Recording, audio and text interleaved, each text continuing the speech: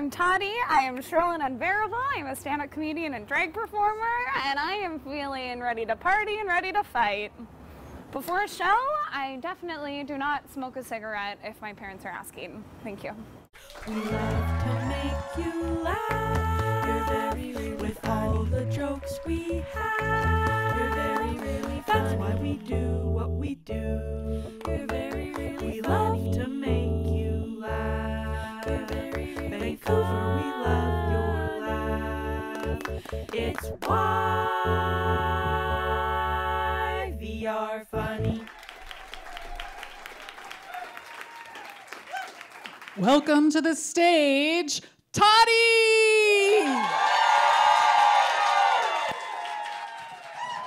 Hello! Hello, hello! Very good. Very good. I brought my girlfriend home to see my family. Sorry, my fiance.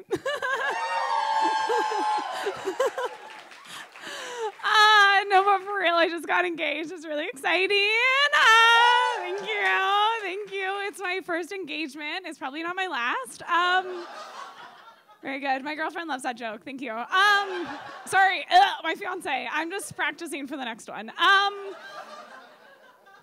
but I did bring them home to see my family, and they're a tattoo artist and have a tattoo of two scissors. Do we all know what that means? Yeah. If you don't, look it up. Try it out. And the first time my mom met them, they saw the tattoo and was like, "Oh, did you used to be a hairdresser?" And they went, "Yes." And we left it at that. Later on that night, though, my uncle comes over for dinner, sees the tattoo, and was like, "Is that two scissors scissoring?" And my mom's like, "What scissoring?" He goes, "I'll show you." Goes to the room, grabs her laptop, comes out. Just full display. And she watches it for too long. And eventually goes, "That seems unproductive." Yeah, Mom. Give it up for my mom.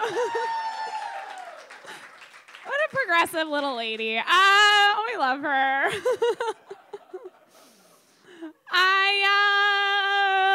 I'm a big old queer. So here's the thing, okay? I really tried to date men, you know? Like, I gave it a real old college try. Which was confusing for a lot of people, because I've looked this way for a while. But dating men, and do we have any straight people here tonight? Okay, good. That is a timid woo, and we love to see it. Good. Be scared.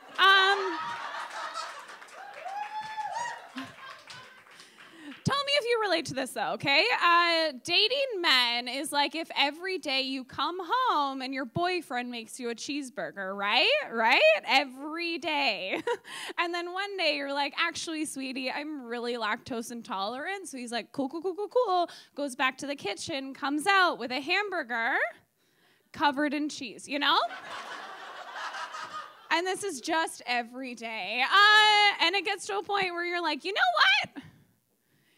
I'm just going to make it myself. But he doesn't like when you make it yourself. He actually gets really mad when you make it yourself. He even threw out your favorite tool to make it yourself. You know, the one that you read all the reviews for on Amazon and charges by USB and holds a 16-hour charge? Yeah, even that one! Do we understand this metaphor? Okay. But then one day this like really pretty vegan restaurant opens up down the street. And you're like, oh my God, I've never thought about vegan food before. So you go to your boyfriend, you're like, hey, maybe we can go try that restaurant together. And he's like, no, you eat my meat. You eat my meat and my meat only. Meat. So he goes away for the weekend. You're like, cool, cool, gonna go try that restaurant. So you walk in and the server's like, hey, what do you like? And you're like, no one's ever asked me that before.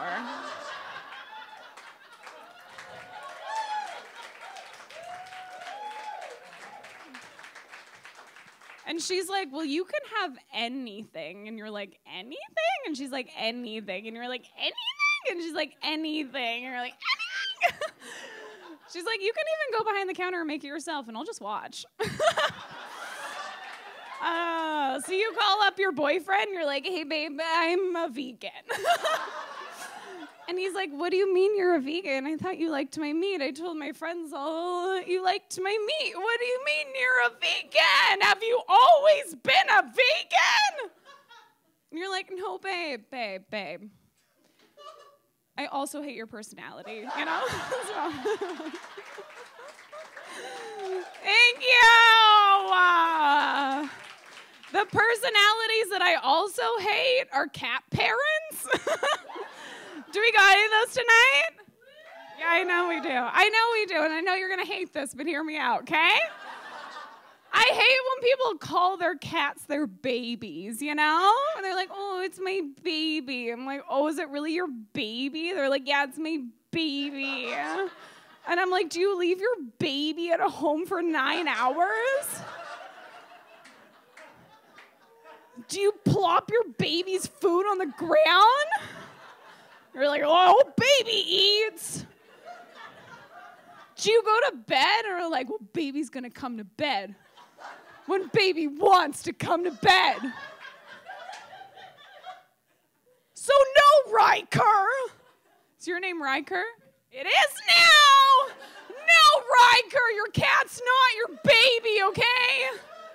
Okay, Riker? Okay? Because your cat is not gonna call you when it's your birthday. Okay, Riker? Your cat is gonna scream at your face at 5 a.m. Riker, your cat's not gonna get married and buy a house and have a spare bedroom for you. Okay, your cat's gonna nibble your toes when you don't want it to. And Riker, when you die, your cat's not gonna care. So no, Riker, your cat's not your baby. Anyways, bye.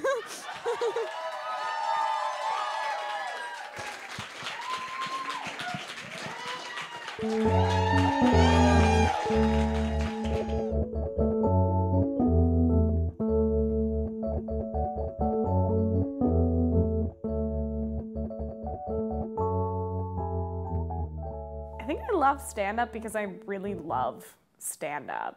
I do a lot of things for money, and stand-up is not one of them. I'm also addicted to it. If I didn't love it, I wouldn't do it, because it doesn't pay a lot of money. I'm gonna give you a better answer for why I like stand-up. I like stand-up because I think it's totally magic, and I think it's a special little pocket in the world where you can pretty much do whatever you want, and comedians are meant to see where the line is. Do we pass it? Absolutely. Are we meant to? Absolutely. I didn't have a lot of stand-up growing up. Most of my life was opera, but I really saw it for the first time right before I started doing it, because I was dating a boy who was doing stand-up comedy and very bad at stand-up comedy, and I'd go to all of his terrible shows. And so when I started, all I knew was bad comedy. And I was like, I'm pretty sure I can do that better. And then he broke up with me, because I could do it better. It was at an open mic that I'd always go to with my ex-boyfriend back when I had those. And it was like the upstairs of an Irish pub, open mic. I definitely did a joke about breastfeeding until I was 5. It wasn't very funny. But I also don't think I actually started writing jokes until like 5 years in. I just had a lot of personality. I don't feel like anyone's ever ready. I think you just have to do it. I don't know. And it's probably gonna suck for most of the time until it stops sucking. I was also 19 and like super YOLO, you know? What I wish people really knew about stand-up is how much of a craft it is to make it feel like we are doing everything on the fly, because we're not. But we're very smart and very good, and all of us prepare all the time.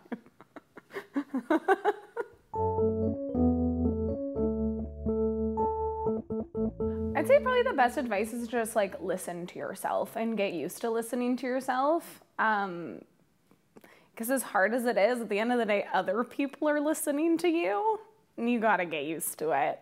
And then see what works and doesn't work, and kill the babies, cut the fat, get rid of it. Also, probably, best advice is that sometimes what you think is your punchline is actually the start of your joke. Don't be precious. Move things around, switch it up, get loosey-goosey.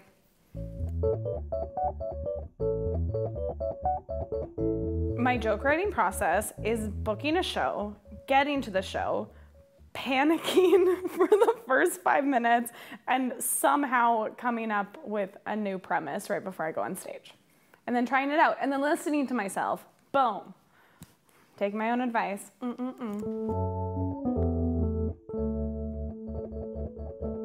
I'm pretty good at taking risks. I feel like where I actually don't excel is that I have to sometimes reel it back. Like, you gotta just do what you know how to do. Yeah, I feel like there's no point being in a creative career if you're not constantly pushing stuff. I don't think I really change my jokes for different audiences, but I change how I go into the jokes for different audiences. So there's some audiences that like, you don't gotta explain any of the queer stuff, but then there's some audiences where you're like, I'm a lesbian, and that means a lady and a lady fell in love and they made lady babies. And then the audience is like, oh, I get it. I hate the word lady, but I think we should keep that. Okay, so the worst advice I'd gotten was from a different ex-boyfriend who was a stand-up comedian. 10 out of 10, do not recommend dating comedians, myself included. And he told me to stop being so pretty on stage. He said I'd be funnier if I was less pretty.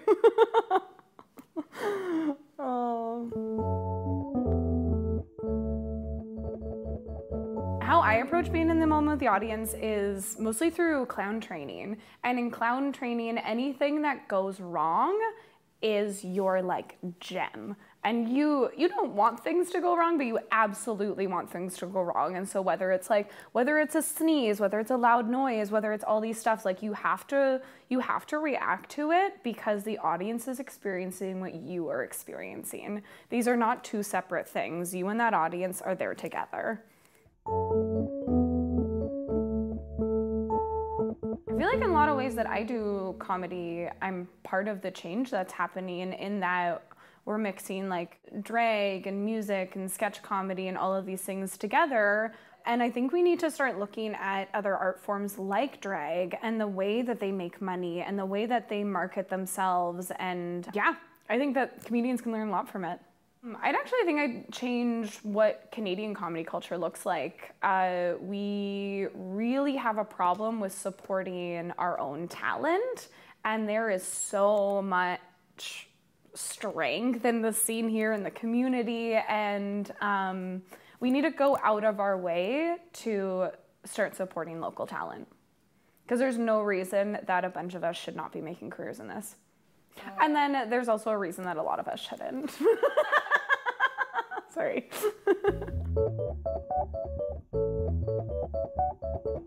The pandemic really changed my relationship to stand-up, mostly because I started doing drag as more of a full-time career. And I think because it's so hard to make a living at stand-up, I was mad at it. But then I think the fact that I don't have to rely on it 100% has made me love it again. As much as I love drag performers, I love stand-up comedians. I love them.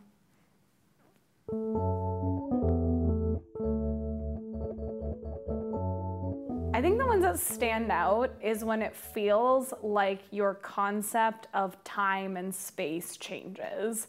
And there's just like, there's no feeling that's like that in the whole world, and it's why you keep coming back to it. Yeah, I could name the shows, but yeah. The YVR Funny show was really special because going back to what I said about like when you set up comedians to succeed, that's what I mean. Those people were here to listen to our stories and they wanted to listen to our stories. And this is what we need to see more of in large scale galas and opportunities. Put us in spaces where we can thrive, and we will. And just in case my parents watched the beginning part, I didn't smoke a cigarette before the show.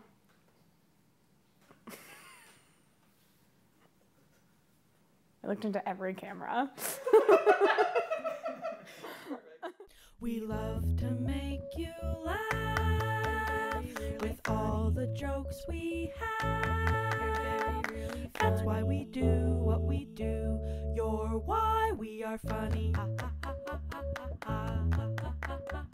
Richmond to Surrey, Delta and Deep Cove. We love to make you laugh. We love to make you laugh. We love to make you laugh. Vancouver, we love your laugh. It's